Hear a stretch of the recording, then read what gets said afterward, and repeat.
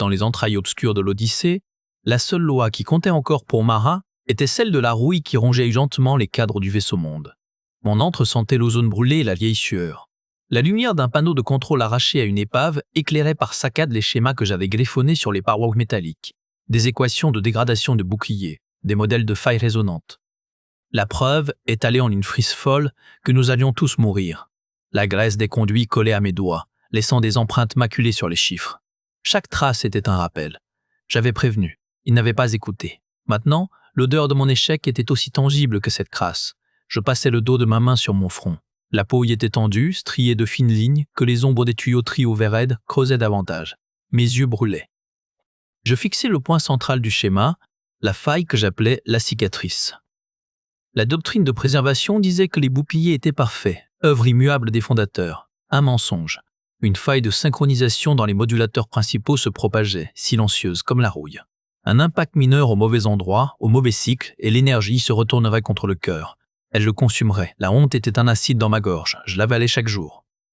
J'avais présenté les données, voix calme, main propre à l'époque. Le conseil avait hoché la tête, compatissant. Anya avait posé une main sur mon épaule. L'héritage des fondateurs nous protège, Mara, avoir foi. Puis étaient venus les regards en biais, les affectations insignifiantes, enfin l'accusation d'hérésie technique, le bannissement. Il m'avait jeté ici, parmi les tuyaux et l'oubli, pour que je me taise avec ma vérité. Mais la vérité ne rouillait pas, elle grandissait. Mes doigts tremblaient en effleurant le tracé de la cicatrice. La loyauté ne devait pas être un mensonge, même vénérable. Elle devait être à ces milliers d'âmes endormies dans leurs cryocapsules, à ces générations futures qui ne naîtraient jamais sur Kepler. Ma détermination était un noyau froid et dur dans ma poitrine, plus résistant que l'acier du vaisseau. Un bip strident, provenant d'un terminal de fortune qu'elle bricolait depuis des mois, déchira le silence. Une alerte qu'elle croyait impossible.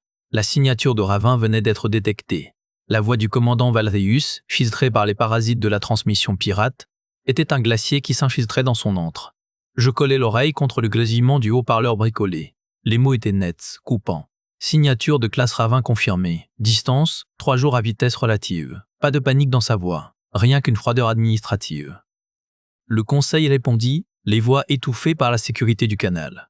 J'en reconnus une, Anya, la chancelière. Son ton était las, presque résigné. Protocole évasion Theta, engager la manœuvre. Pas une question sur la nature de la chose qui nous traquait. Pas une discussion sur des contre-mesures, des leurres, un affrontement. Juste la fuite. Le même réflexe que pour les 6 autres signatures au cours du siècle dernier, selon les archives que j'avais exhumées. Chaque fois, on fuyait. Chaque fois, on perdait des années de voyage.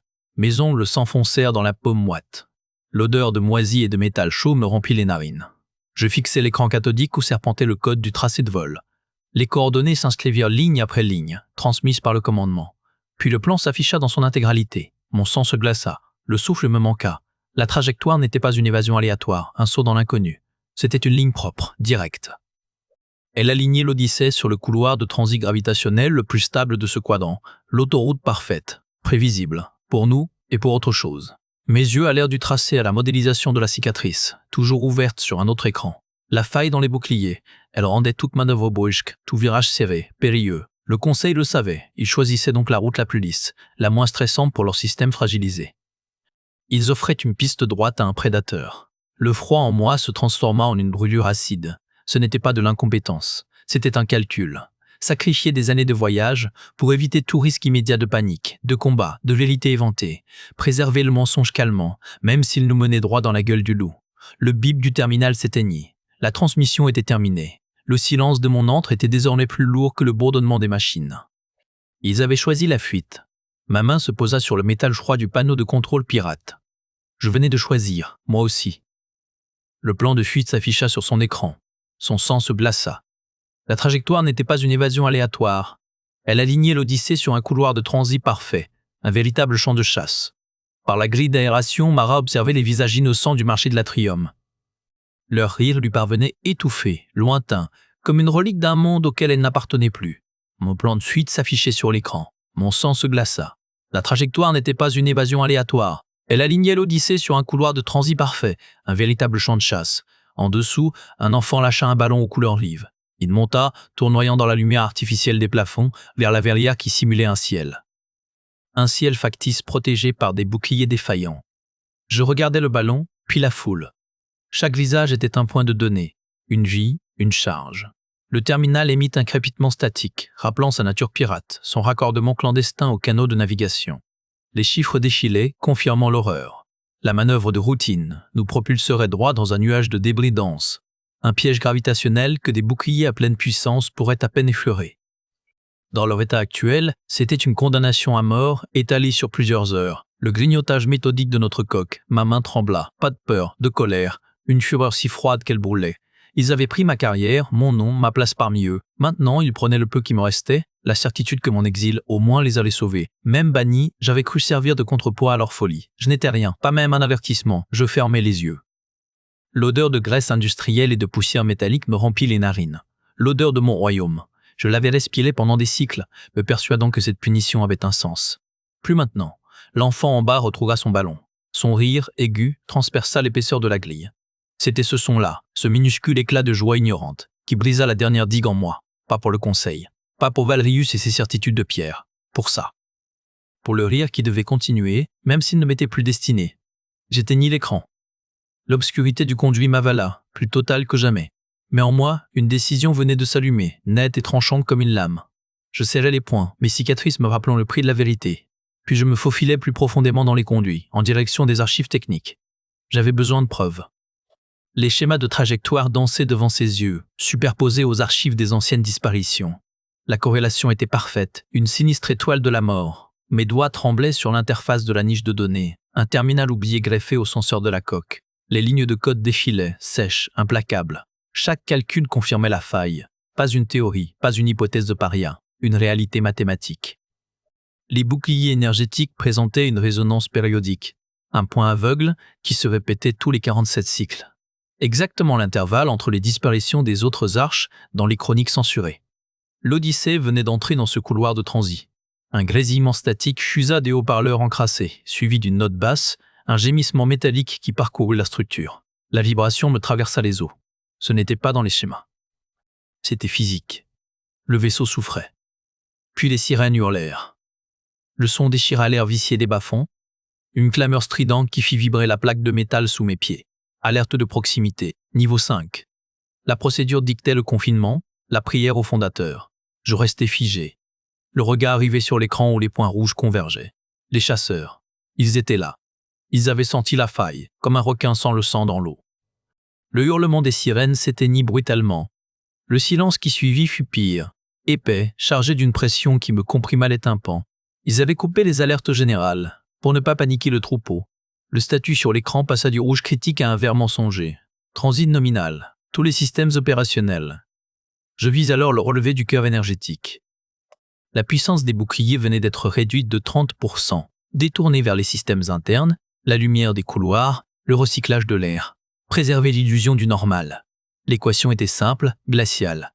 Avec des boucliers affaiblis et pointant leurs points aveugles droit sur la menace, l'Odyssée était une cible offerte. Mes cicatrices me brûlaient. Je n'avais plus honte, plus peur. Juste une certitude froide, lourde comme un bloc de plomb dans ma poitrine. Ils sacrifiaient l'arche entière sur l'autel de leurs mensonges. Alors que les sirènes d'alerte se taisent, remplacées par le silence sinistre de la fuite, Mara fixe les schémas de trajectoire. L'Odyssée file droit vers la gueule des chasseurs. Va-t-elle rester spectatrice de l'extinction de son espèce? Le sceau du silo interdit n'était pas une serrure, mais une confession gravée dans le métal. Ici repose la part d'ombre de notre espoir. Les lettres étaient nettes, profondes, tracées avec une précision d'archiviste. Pas une mise en garde, une épitaphe. Je les effleurais du bout des doigts, laissant une traînée grise sur l'acier froid. Leur existence même était un crachat à la face du fantôme des fondateurs. Les fondateurs ne cachaient pas un monstre, ils enterraient un aveu. Je reculais dans le conduit, le métal grinçant sous mon poids. L'entrée principale du silo était une dalle circulaire, verrouillée par des systèmes qui n'avaient plus dû être actionnés depuis des générations. Des câbles morts pendaient du plafond comme des lianes de plastique et de cuivre. L'air sentait l'ozone statique et la poussière stérile. Mes mains ne tremblaient plus. Le plomb dans ma poitrine s'était transformé en un noyau de décision dur et tranchant. Je n'étais plus spectatrice. Le conseil avait choisi sa trajectoire. Moi, je choisis la mienne. Le panneau de contrôle Adjasoso était éteint, mais son boîtier arrière présentait une plaque de maintenance standard. Mon outil à cliquer trouva les fixations. Les écrous cédèrent avec un crissement de métal corrodé. Derrière, les circuits étaient d'un modèle ancien, mais leur architecture logique était familière. Une grille de sécurité, un protocole d'authentification obsolète. Le genre de système qu'on enseignait encore dans les manuels par tradition, et qu'on ne maintenait plus parce qu'on ne devait jamais y toucher. Je branchai mon décodeur portable sur une prise de diagnostic. L'écran s'alluma, projetant une lueur bleutée sur mes avant-bras couverts de suie. Les lignes de code défilaient. Le protocole demandait une empreinte génétique de niveau fondateur. Je n'en avais pas, mais chaque système a ses failles. Celle-ci était vieille, et la peur qu'il avait conçue l'avait rendue rigide, prévisible. Je contournai l'authentification en injectant une séquence de priorité de diagnostic de niveau cœur. Le système protesta par un bip étouffé, puis accepta. L'écran afficha un schéma de la porte, et un détail incongru, un flux d'énergie résiduel, infime, venant de l'intérieur, pas assez pour alimenter quoi que ce soit d'important, juste assez pour maintenir quelque chose en veille. Le silo n'était pas mort. Il dormait. Je débranchai le décodeur. Le silence revint, plus dense qu'avant. Je savais comment ouvrir la porte, mais je ne pouvais pas le faire seul. Les systèmes de verrouillage physique nécessiteraient une paire de mains et une diversion pour les scanners de sécurité qui devaient, malgré tout, surveiller les abords. Mes doigts, couverts de la poussière des fondateurs, se serrèrent. Cette inscription était une preuve, mais il m'en faudrait plus. J'avais besoin d'un accès, et d'un allié qui connaisse les archives mieux que quiconque. Je pensais soudain aux archives secrètes et à l'archiviste trop curieux, Kael.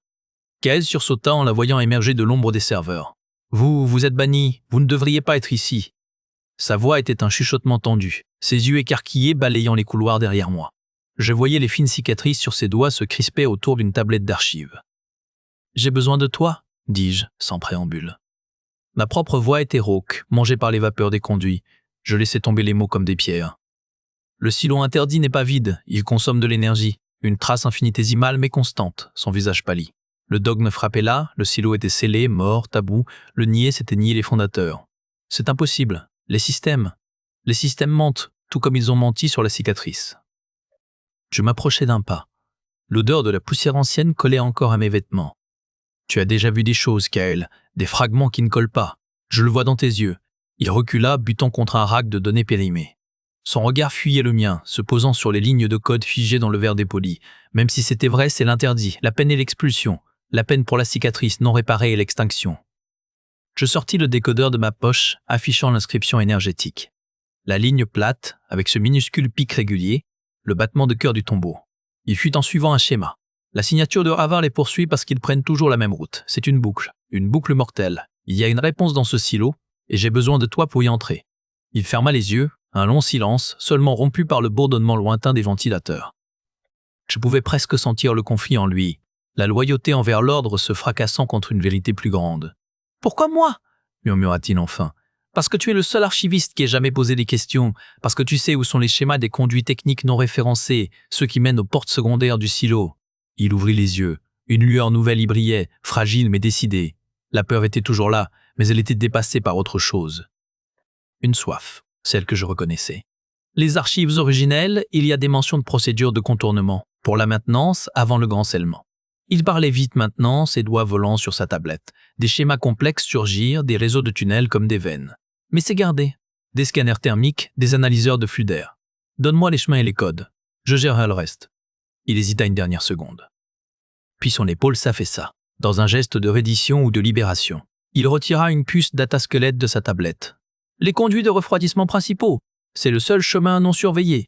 Mais ils sont actifs. Il me glissa la puce dans la main. Ses doigts étaient moites et froids. Je l'insérai dans mon wristcon. Un schéma tridimensionnel s'illumina, suivi d'une séquence de déverrouillage. Le premier code sur l'écran clignotait, rouge et menaçant. L'infiltration commençait. La chaleur était un mur. Chaque inspiration brûlait les poumons de Mara, tandis que les échangeurs thermiques grondaient comme des bêtes autour d'eux. La puce de Kael guidait mon wristcon, son schéma lumineux flottant dans l'air vicié. Les codes de déverrouillage fonctionnaient, un à un. Des portes coulissantes rouillées cédaient avec des grincements que j'espérais couverts par le vacarme ambiant. Kael me suivait, son souffle court et rôde dans mon dos. Je sentais sa peur, une odeur aigre mêlée à la sueur et à l'ozone. En approche du collecteur principal, je haletais, la voix raclée par l'air brûlant. Là, ça va empirer. Le conduit s'ouvrit sur une caverne de métal. Des tuyaux gros comme des troncs d'arbres convergeaient vers un énorme cylindre strié de lumière rouge. La chaleur ici était liquide, déformant l'air. Des panneaux avertissaient du rayonnement résiduel. Il fallait traverser. Je m'accroupis, scrutant la salle. Des faisceaux laser de sécurité balayaient le sol à intervalles réguliers. Des patterns simples, prévisibles. « On passe entre les balayages ?» je murmurai à Kael. Son visage luisant de sueur était livide. Il hocha la tête, les yeux écarquillés. Je comptais les secondes. Le premier faisceau passa. Je bondis, mes bottes frappant le métal surchauffé avec un sifflement. Je me plaquai contre le cylindre principal. La chaleur du métal traversa ma combinaison. Kael me suivit, moins gracieux mais rapide. On dansa ainsi entre les lames de lumière rouge, une progression lente et cuisante. À mi-chemin, une alarme stridente déchira l'air. Pas pour nous. Un cycle de purge. Des vannes s'ouvrirent au plafond. Un torrent de vapeur surchauffée s'abattit comme une cataracte. « Bah !» je criai. On se jeta au sol. La vapeur brûlante passa au-dessus, rôtissant l'air. L'odeur de ma propre peau cramée me parvint aux narines. Kael gémit. Puis, ce fut le silence. Juste le grondement sourd des machines, on se releva, on atteignit l'autre côté, nos corps fumants, marqués, le dernier code. La porte vers les niveaux scellés s'ouvrit dans un soupir pressurisé. L'air qui en sortait était vieux, stérile et froid. On s'y engouffra. Alors qu'il glissait la dernière porte coulissante, le faisceau d'une lampe torche balaya le conduit qu'il venait de quitter. La voix métallique de Valerius résonna dans un communicateur. « Secteur 7 gamma. » « Fouillez tout. » Kael blêmit. Ils étaient dans le silo. L'écran holographique s'illumina, déversant des siècles de rapports militaires, d'analyse de menaces et un seul mantra stratégique, tenir, adapter, vaincre. Je restais figé. Kael halta à côté de moi. Des schémas tactiques défilaient, des plans de contre-manœuvre, des modèles de résilience face à des centaines de signatures de menaces recensées. Pas un protocole de fuite, pas un seul. C'est l'inverse de tout ce qu'on nous enseigne, murmura Kael, sa main effleurant les projections. Ils ont tout inversé. Je scannais les dates. Les derniers enregistrements dataient de la grande consolidation, il y a 120 ans, juste avant que la doctrine de fuite absolue ne devienne loi sacrée, juste avant que le silo ne soit scellé. Je zoomais sur un fichier marqué « Doctrine originelle de survie active, principe directeur ». Le texte était clair, impitoyable dans sa logique. La fuite prévisible est une invite à l'anéantissement. L'adversaire apprend, s'adapte, prévoit. La survie exige l'imprévisibilité, la confrontation tactique, l'assimilation de la menace. Fuir, c'est nourrir le prédateur. Un schéma se superposa à la cartographie actuelle de notre secteur. Il illustrait la signature de Ravin, identifié comme un organisme de chasse de classe Oméga. Son mode opératoire, analyser les schémas de fuite de sa proie, anticiper sa trajectoire, tendre un piège en déployant des essaims de projectiles à l'avance. L'Odyssée fuyait en ligne droite, exactement comme prévu. « Ils savent !» je dis ma voix rauque dans le silence froid. Le conseil sait, il fut exprès. Kael secoua la tête, les yeux écarquillés. « Non, ils appliquent le protocole. Ils doivent croire que c'est la seule façon de nous faire tout tuer. » Je localisai le noyau de données physiques, un cylindre de cristal enfoncé dans le terminal. La preuve primaire non altérable. Je saisis mon levier micrométrique. « On emporte ça! C'est du suicide! Ils nous trouveront! Ils nous ont déjà trouvés !» Je travaillais les fixations. Le cristal vibrait, chaud, mais ça, c'est plus important. Le noyau se libéra avec un clic sec. Il pulsait d'une lumière bleuâtre dans ma paume crasseuse. Les doigts de Mara se refermèrent sur le noyau de données pulsant. C'est la preuve. La fuite éteint. La lumière aveuglante des projecteurs de Valerius les inonda depuis l'entrée forcée. « Banni Mara !» tonna sa voix, dénuée de toute inflexion. Kael fut saisi par 2 gardes surgis de l'ombre, un cri étouffé lui échappant. Je serrai le noyau contre mon torse, une détonation sèche, une douleur fulgurante au bras. Le noyau craqua sous l'impact d'une balle paralysante, une toile de fissure irradiant dans le cristal. Il m'échappa, décrivant une lente parabole vers le sol métallique. Dans le lointain, un premier impact sourd ébranla la coque de l'Odyssée, faisant trembler le sol sous nos pieds. La douleur était un ancrage. Chaque goutte de sang perdue dans le métal froid de l'Odyssée était un serment. Il ne mourrait pas en proie. Le noyau de données avait atterri à 1 mètre. Il palpitait faiblement, une araignée de fissures bleues dans sa coque de cristal. Ma vision papillonnait. L'odeur de cuivre et d'ozone brûlait. Le sol vibrait sous mon flanc, un grondement sourd venant des profondeurs. Un autre impact. J'entendais Valerius, loin, donner des ordres brefs, des bottes martelaient le métal. Ils partaient. Ils m'abandonnaient ici, avec leurs secrets qui crépitaient sur le sol. La partie rationnelle de mon esprit, celle qui calculait les chances de survie, chuchotait que c'était logique. Laisser la bannie se vider de son sang dans l'antichambre du tabou. Propre. Une vague de nausée monta, chaude et acide. Je clignai des yeux, essayant de fixer le noyau fissuré. La preuve, l'épitaphe du silo, la consommation d'énergie en veille. Tout cela gisait là, et avec moi, la dernière qui savait. La colère arriva après. Pas une explosion, mais une lente infusion comme du métal en fusion dans mes veines. Elle chassa le froid. Elle brûla la résignation. Ils m'avaient jeté ici. Ils avaient pris Kael. Ils fuyaient droit vers la gueule du prédateur en traçant des courbes élégantes sur leurs écrans. Je poussai sur mon coude valide.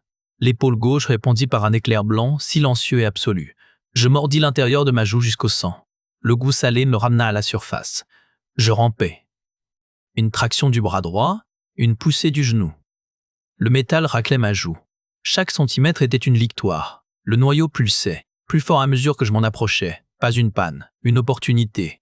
Mes doigts, collés de sang et de graisse, l'enveloppèrent. Le cristal irradiait une chaleur anormale. À travers les fissures, je vis des filaments d'énergie crépiter, cherchant désespérément un chemin. Ils se tordaient vers la paroi du silo, vers un conduit de maintenance à nu, arraché par l'explosion. Le conduit luisait d'un bleu profond, familier, la signature énergétique brute du cœur du vaisseau. Il alimentait le verrouillage du silo. Il maintenait cette tombe en vie. Je serrais le noyau fissuré contre ma poitrine. La colère avait maintenant la froide précision d'un outil. Elle rampa vers le noyau endommagé du système de verrouillage, ses doigts en sang trouvant non pas une panne, mais une opportunité, un conduit d'énergie brute, directement relié au cœur du vaisseau. Dans mon oreille, le canal pirate captait les fragments de panique du pont, bouclier à 40%. Impact sur la section 7. La voix de Vadrius, pour la première fois, trahissait une fissure. Maintenez le cap. La doctrine. Le silence qui suivit fut plus éloquent qu'un cri. Je l'entendis, ce vide. L'instant où la foi administrative se brise contre le réel. Mon souffle faisait de la buée sur le cristal fracturé du noyau.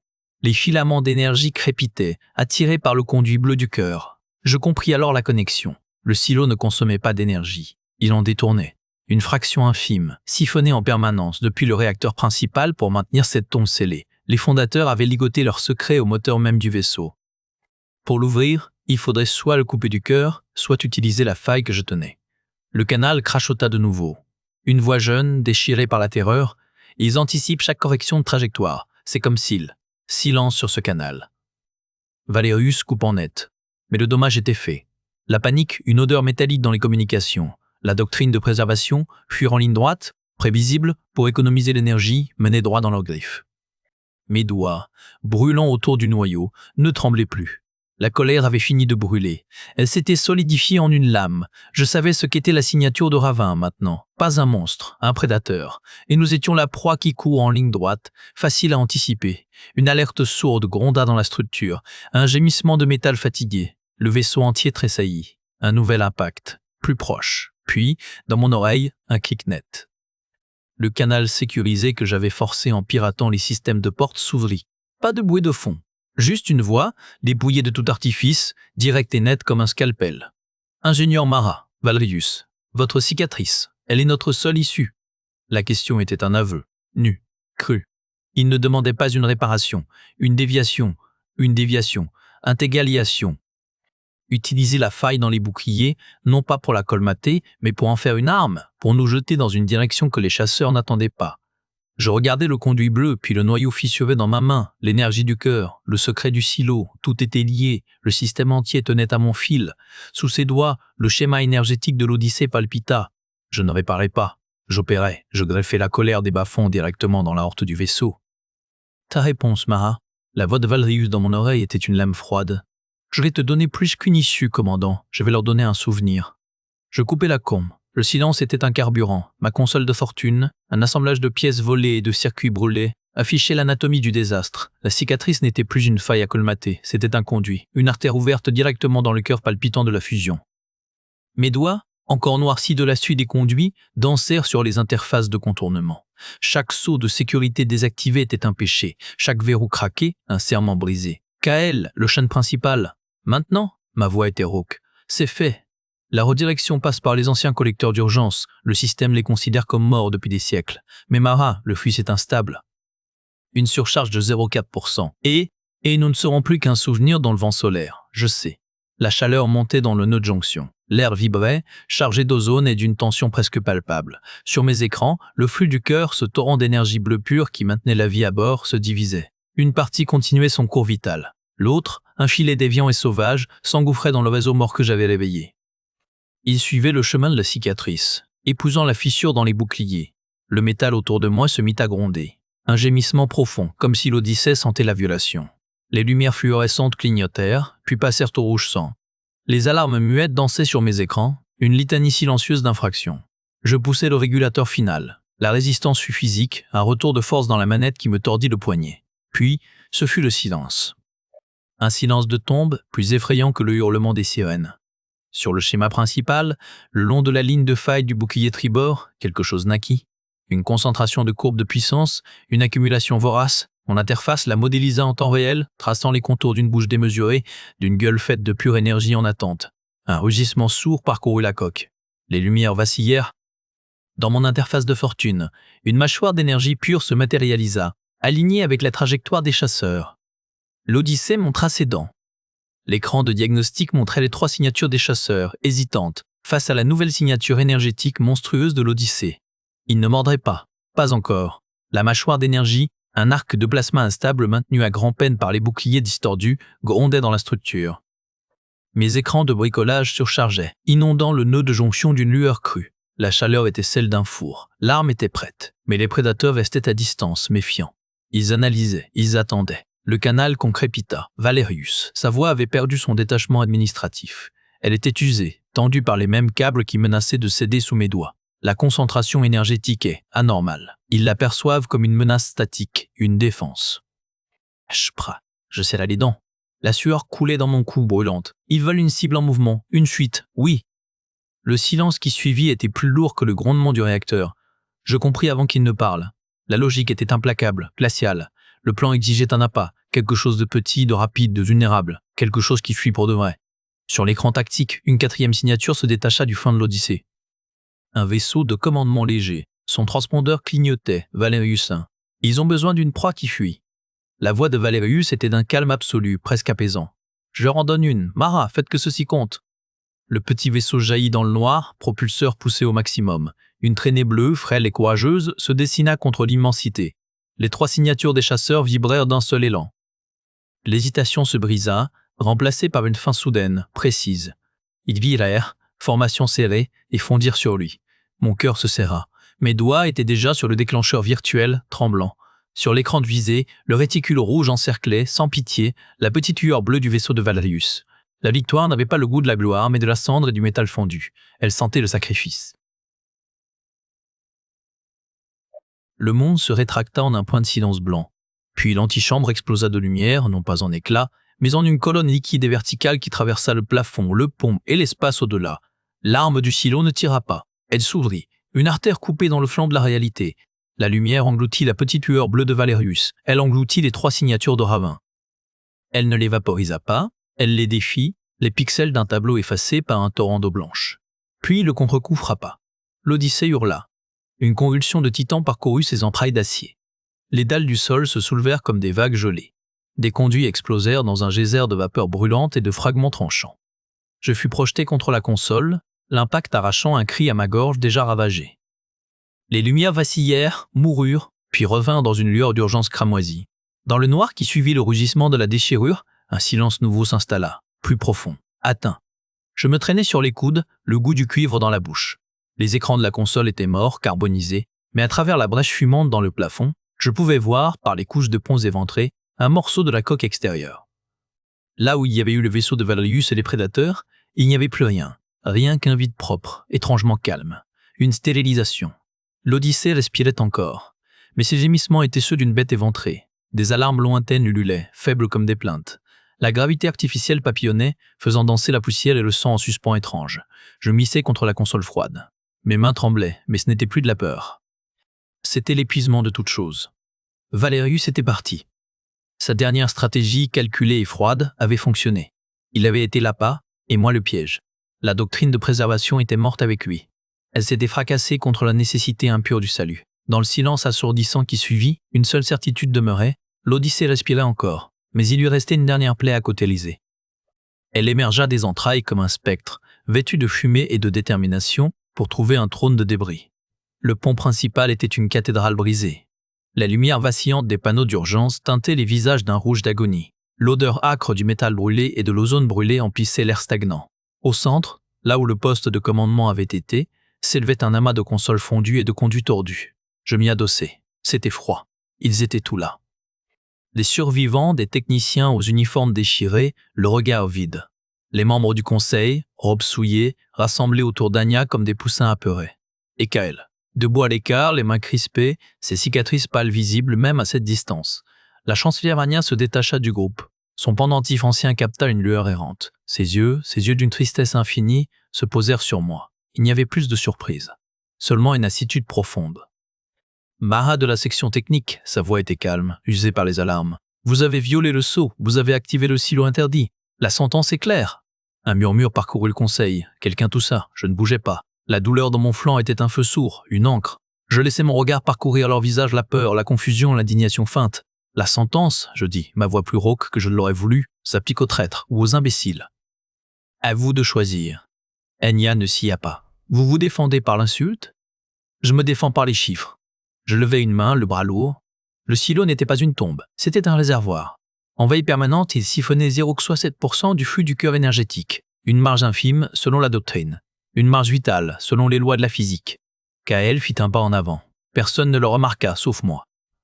La cicatrice dans le bouclier dorsal, je continuais les yeux rivés sur Anya. Vous savez, le point de faille que j'ai signalé, elle n'a jamais été réparée parce que les réserves d'énergie étaient jugées critiques pour la préservation, pour maintenir ce silo scellé. Leur ombre a consommé notre lumière. Un déconsommé notre lumière, un déconseiller, un homme aux joues creuses, éclata. Des conjectures délétiques, le fantôme des fondateurs. Le fantôme était une arme, coupai-je. La fatigue rendait mes mots tranchants, nets. Une arme de dernier recours, trop terrible pour être utilisée, trop dangereuse pour être détruite. Alors ils l'ont endormie. Et pour la garder endormie, ils ont affamé nos défenses. La doctrine de préservation n'était pas un dogme de survie. C'était un pansement sur une honte. Le silence qui suivit était plus lourd que le fracas des alertes. Anya détourna les yeux. Son regard se perdit dans les éclats du dôme observationnel, dans le vide noir au-delà. Son secret, ce fardeau d'héritage, pesait soudain dans l'air entre nous, palpable. « L'épreuve !» murmura Kael. Tous les regards se tournèrent vers lui. Il tremblait, mais sa voix tenait. Les preuves sont dans les archives de maintenance du cœur. Les logs de consommation correspondent au cycle de veille du silo. J'ai vu les corrélations. Ce fut l'étincelle. La fissure devint faille. Je vis la résolution s'effondrer dans les épaules d'Anya, non par défaite, mais par soulagement. Le mensonge avait un poids. Le porté était épuisant. Elle détacha le pendentif de son cou, un geste lent, cérémonial. Elle le déposa sur une console calcinée. Le métal froid cliqueta dans le silence. « Le conseil », dit-elle. Et sa voix n'était plus qu'un souffle. Elle ne partit pas. Elle se retira, simplement, dans l'ombre d'un pilier, laissant le vide du pouvoir au centre de la pièce. Personne n'osa le remplir. Je poussais contre ma console de débris, m'extrayant de mon trône improvisé. Chaque mouvement était une agonie. Je marchais vers Kael, vers les survivants qui nous observaient, perdus. Le mensonge des fondateurs était dissipé. Restait à forger une nouvelle vérité, assez solide pour porter leur avenir. La blessure du vaisseau suintait le vide, et chaque étincelle de soudeur était un défi lancé aux ténèbres. Je m'appuyais contre un panneau de commande carbonisé, observant le balai des combinaisons de soudure. Les techniciens des bas-fonds, vêtus de leurs combinaisons rapiécées, opéraient aux côtés des mécaniciens réguliers.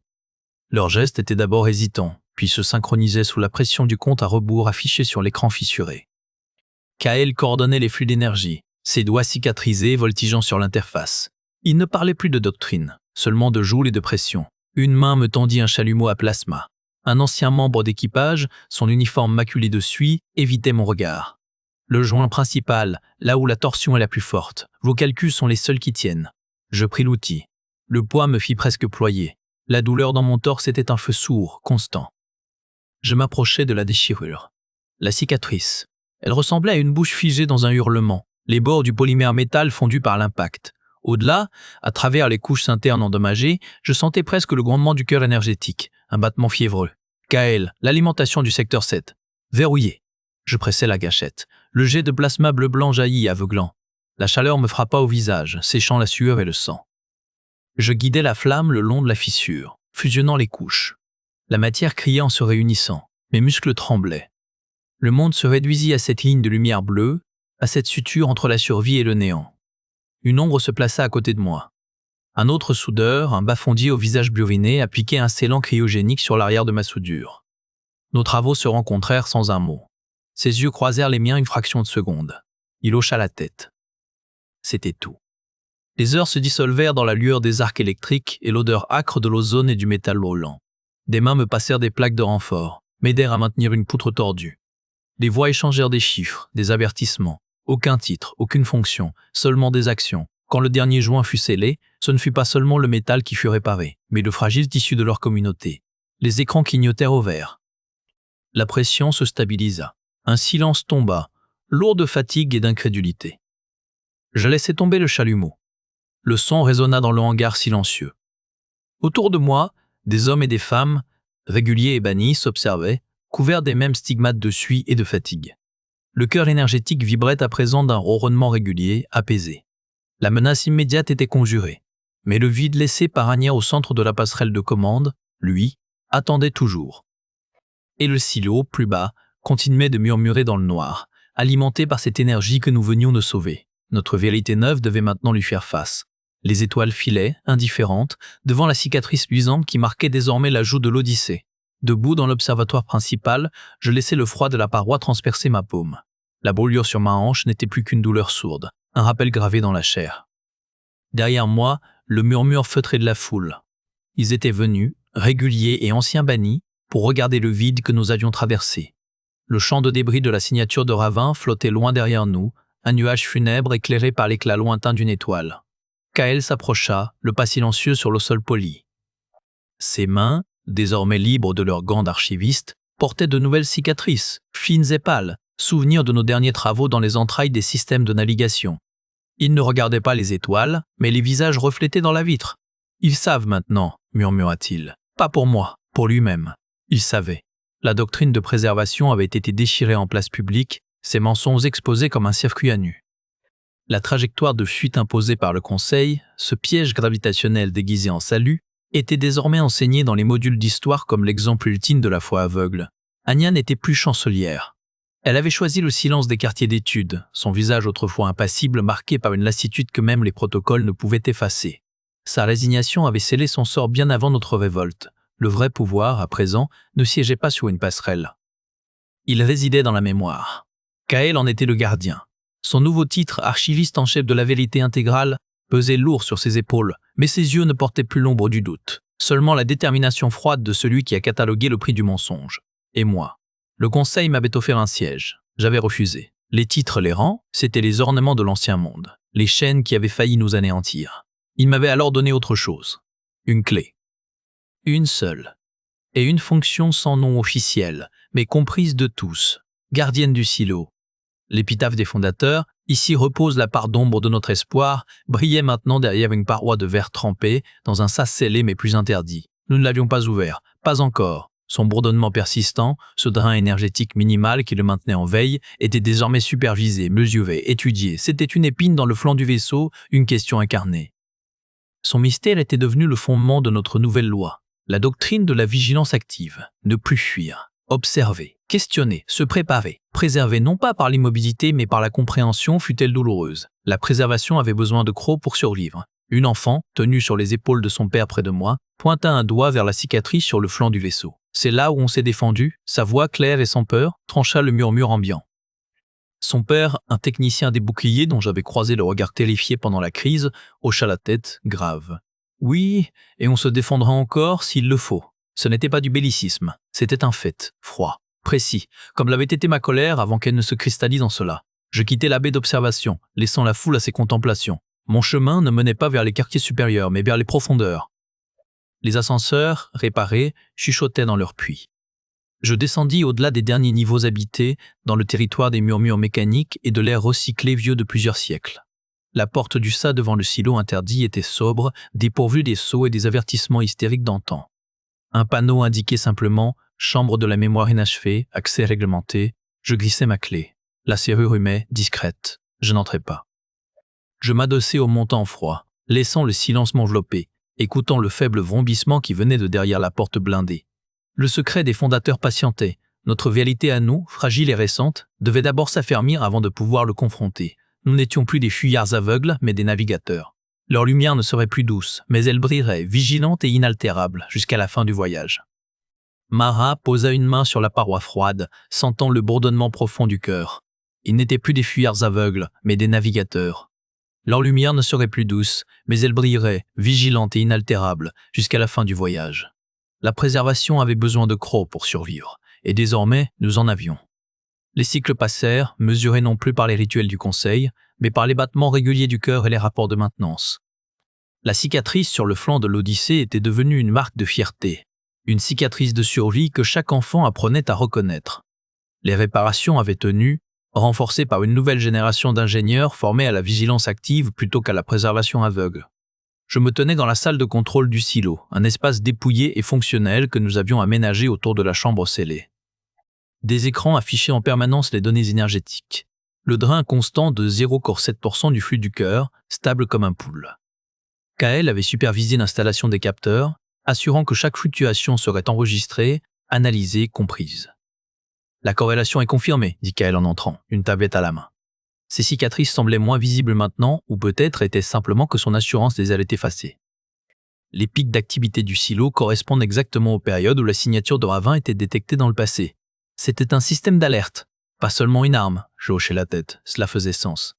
Les fondateurs n'avaient pas seulement caché une arme de destruction, ils avaient créé un système de détection lié au prédateur lui-même. Le silo ne dormait pas, il surveillait. Et Anya demandai-je. Kael eut une expression neutre.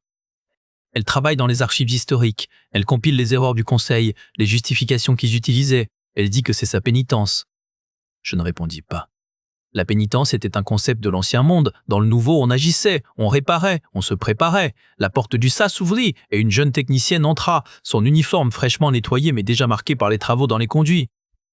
Elle portait le nouvel insigne, un œil ouvert au-dessus d'une étoile, symbole de la vigilance.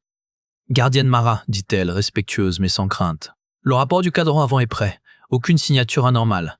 Les boucliers fonctionnent à 98% de leur capacité nominale. La marge de 0,7% est toujours dédiée au silo. Bien, dis-je. Continuez les scans réguliers. La vigilance n'est pas une option, c'est une discipline. Elle hocha la tête et sortit. Kael me regarda, un léger sourire aux lèvres. Il t'appelle gardienne maintenant, pas ingénieur, pas banni. Les titres sont moins importants que les fonctions, répondis-je, mais je sentais le poids de la responsabilité. Gardienne du silo, gardienne de la vérité la plus dangereuse de l'Odyssée. Je m'approchais de la paroi de verre qui séparait la salle de contrôle de la chambre du silo. Derrière le verre, l'épitaphe des fondateurs brillait faiblement dans la pénombre. Ici repose la part d'ombre de notre espoir. Je comprenais maintenant le sens complet de ces mots. L'ombre n'était pas seulement l'arme, mais la connaissance de la menace. L'espoir n'était pas dans la fuite, mais dans la capacité à se défendre. Nous devons prendre une décision, Mara, dit Kael, rompant le silence. Le silo consomme de l'énergie, et bien que nous ayons optimisé les systèmes, cette énergie pourrait être utilisée pour d'autres projets. Les propositions de développement des boucliers secondaires, les recherches sur de nouveaux systèmes de propulsion, non, dis-je fermement. Le silo reste alimenté, c'est notre assurance, notre rappel constant. Je tournai mon regard vers les écrans. Les chiffres défilaient, témoins silencieux de l'héritage des fondateurs. Ils avaient compris une vérité que le Conseil avait oubliée, on ne survit pas à un prédateur en fuyant éternellement. On survit en apprenant, en s'adaptant, et en gardant une arme à portée de main pour le jour où la fuite n'est plus une option. Le fantôme des fondateurs n'était pas un monstre, murmurai-je, plus pour moi-même que pour Kael. C'était la partie d'eux-mêmes qu'ils ont dû enterrer pour construire ce vaisseau, cette arche, la partie qui savait que l'espace n'est pas vide, qu'il est peuplé de menaces. Ils ont cédé cette connaissance pour ne pas effrayer les générations futures, mais dans leur prudence, ils ont créé la doctrine de préservation, une doctrine qui a failli nous tuer. Kael s'approcha, se tenant à côté de moi devant la paroi de verre. « Et maintenant » demanda-t-il. « Maintenant, nous équilibrons les deux » répondis-je. « Nous préservons l'espoir, mais nous gardons l'ombre à portée. Nous enseignons la vigilance. Nous formons des ingénieurs qui comprennent les systèmes, pas seulement qui les vénèrent. Nous préparons la prochaine génération à faire face à ce qui viendra. » Je posai ma main à plat sur le verre froid. Le bourdonnement du silo était presque imperceptible, mais je le sentais à travers la paroi, une vibration profonde et constante. « Commandant Valerius a compris à la fin, dis-je, la voix plus douce. Il a choisi de devenir l'appât, il a choisi le sacrifice pour briser le cycle. Son nom est maintenant dans les archives, non pas comme un héros de la doctrine, mais comme celui qui a eu le courage de la briser. » Kael resta silencieux un moment, puis il dit « Il y a une cérémonie prévue dans l'atrium, pour commémorer le premier anniversaire de la vigilance active. Ils veulent que tu parles. » Je secouai la tête. « Non, ma place est ici. Toi, tu devrais y aller. Tu es l'archiviste en chef, tu portes la mémoire. »« Et toi, tu portes la responsabilité » rétorqua-t-il doucement. Je le regardais et pour la première fois depuis longtemps, je sentis un semblant de paix. Pas de tranquillité. La vigilance excluait la tranquillité, mais une acceptation. J'avais trouvé ma place. Pas sur un trône, pas dans un conseil, mais dans les profondeurs, face au secret le plus dangereux de l'Odyssée. « Va à la cérémonie, Kael. Dis-leur que la vigilance continue. Dis-leur que nous surveillons. » Il hocha la tête et se dirigea vers la porte. Avant de sortir, il se retourna. « Mara, merci, pour tout. » Puis il partit, me laissant seul avec le bourdonnement du silo. Je restais là un long moment, observant l'épitaphe à travers le verre. Les fondateurs avaient enterré leur ombre, mais nous l'avions exhumée, non pas pour la libérer, mais pour la comprendre, pour l'intégrer. Mon riston vibra, un rapport des senseurs externes. Une anomalie mineure dans le champ magnétique du secteur, probablement un résidu des débris de la signature de Ravin. Rien d'inquiétant, mais je notais l'incident, l'ajoutant aux archives. Chaque donnée comptait, chaque anomalie méritait d'être enregistrée. Je quittai finalement la salle de contrôle, verrouillant la porte derrière moi. Mon chemin me ramena vers les niveaux supérieurs, vers la lumière et la vie de l'Odyssée. Les couloirs étaient propres maintenant, bien entretenus. Les visages que je croisais me saluaient d'un signe de tête respectueux. Certains souriaient, il n'y avait plus de peur dans leurs yeux, seulement une détermination calme. Dans l'atrium, la cérémonie avait commencé. Je pouvais entendre la voix de Kael, amplifiée par les haut-parleurs, parlant de mémoire, de vérité, de vigilance. Je ne rentrais pas. Je me contentais d'observer depuis une passerelle supérieure. La foule était rassemblée, des centaines de visages levés vers l'estrade. Des enfants au premier rang, écoutant avec une attention sérieuse. Des anciens du conseil, maintenant simples citoyens, écoutant les mots qui renversaient leur ancien monde. Des techniciens, des ingénieurs, des archivistes, le nouveau cœur de l'Odyssée. Kael termina son discours. « La vigilance n'est pas la peur, disait-il, c'est la conscience. La conscience que l'univers est vaste et complexe. La conscience que notre survie dépend de notre capacité à voir, à comprendre et à nous préparer. Nous ne fuyons plus, nous naviguons, et nous naviguons les yeux ouverts. » Un silence suivi, puis des applaudissements. Pas des acclamations frénétiques, mais un assentiment mesuré, réfléchi. C'était le son d'un peuple qui avait grandi. Je me détournai de la balustrade et repris mon chemin. J'avais une dernière tâche à accomplir. Je descendis jusqu'aux anciens quartiers de commandement, maintenant convertis en centre de formation. Dans une salle de classe, un groupe de jeunes apprentis ingénieurs étudiait les schémas des boucliers. Leur instructeur, un ancien technicien des bas-fonds, pointait du doigt la modélisation de la cicatrice. Cette faille, disait-il, n'était pas une imperfection à cacher, c'était un symptôme à traiter. Et en la traitant, nous avons découvert notre force. Rappelez-vous, chaque système a ses faiblesses. La vigilance consiste à les connaître, pas à les nier. Je passais devant sans m'arrêter, satisfaite. Le savoir se transmettait. Les erreurs du passé devenaient des leçons pour l'avenir. Finalement, je retournai à mon antre originel, le nid de tuyaux et de métal où tout avait commencé. L'endroit avait été nettoyé, mais préservé. Un petit monument discret indiquait ici, la vérité a refusé de se taire. Je m'assis sur le tabouret que j'avais utilisé pendant tant de cycles, regardant les murs où mes schémas avaient été soigneusement transférés sur des panneaux permanents. La preuve de la cicatrice, les calculs de la trajectoire de fuite, les corrélations avec les disparitions des autres arches. Tout était là, préservé. Non pas comme les reliques d'une hérétique, mais comme des archives d'une visionnaire. Mon riston vibra à nouveau. Cette fois, c'était une alerte prioritaire. Je l'ouvris, m'attendant à une autre anomalie mineure. Mais ce n'était pas une anomalie mineure. Les senseurs à longue portée venaient de détecter une perturbation dans le continuum espace-temps, à 3 semaines de voyage sur notre trajectoire actuelle. La signature était faible, mais distincte, différente de la signature de Ravin, mais indéniablement artificielle. Je restais immobile un instant, absorbant l'information, puis je me levai, une résolution froide et familière s'installant en moi. La vigilance portait ses fruits. Nous avions détecté la menace avant qu'elle ne nous détecte. Je quittai l'antre et me dirigeai d'un pas décidé vers la salle de contrôle du silo. En chemin, j'envoyai un message à Kael et aux principaux ingénieurs. Réunion d'urgence. Niveau de priorité alpha. Quand j'arrivai dans la salle de contrôle, les écrans affichaient déjà les données brutes. La perturbation était réelle. Pas une illusion, pas un artefact des senseurs. Une présence. Kael arriva le premier, le visage grave. « Tu as vu ?» demanda-t-il. « Oui », répondis-je en activant les consoles d'analyse. « C'est différent de la signature de Ravin, plus subtil, plus attentif. » Les autres ingénieurs arrivèrent, formant un cercle autour des écrans principaux. Il n'y avait pas de panique, seulement une concentration intense. « Option ?» demanda l'un d'eux. Je regardai les données, puis la paroi de verre derrière laquelle le silo bourdonnait doucement. Première étape. Analyse complète. Nous avons 3 semaines. Utilisons-les pour comprendre ce que nous affrontons. Deuxième étape, préparation des contre-mesures. Troisième étape, ajustement de la trajectoire si nécessaire. Nous ne fuyons pas, nous évaluons, nous nous préparons. Des hochements de tête autour de moi, pas de désaccord, pas de débat sur la doctrine, seulement l'acceptation de la procédure. Et le silo ? demanda Kael, baissant la voix. Je regardai l'épitaphe à travers le verre. Ici repose la part d'ombre de notre espoir. Le silo reste en veille, dis-je, pour l'instant. Mais nous augmentons la surveillance de ces paramètres. Si cette nouvelle menace est liée à ce que les fondateurs connaissaient, le silo pourrait réagir. Je me tournai vers le groupe, prenant la mesure de chaque visage. Des visages déterminés. Des visages qui avaient appris la leçon la plus difficile, que la survie exigeait à la fois de l'espoir et de la prudence, de la lumière et de l'ombre.